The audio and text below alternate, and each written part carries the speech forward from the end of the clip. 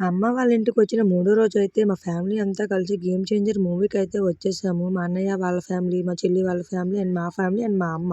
ఇంకా మా ఫ్రెండ్స్ కొంతమంది అలా వచ్చామనమాట. ఇంక నేనైతే బేసిక్‌గా 'రామ్ చరణ్' గారి ఫ్యాన్‌ని. సోషల్ మీడియాలో స్ప్రెడ్ చేసిన నెగటివిటీకి అసలు ఏం మాత్రం సంబంధం లేకుండా మూవీ అయితే చాలా డీసెంట్‌గా, నైస్‌గా చాలా బాగా అనిపించింది నాకు. అసలు ఈ మూవీని ఎందుకు నెగెటివ్‌గా స్ప్రెడ్ చేశారో నాకైతే తెలీదు. మూవీ అయితే చాలా బాగుంది. ఐఏఎస్ కావాలనుకున్న వాళ్ళందరికీ కూడా ఒక ఇన్స్పిరేషన్ స్టోరీ అనే చెప్తాను.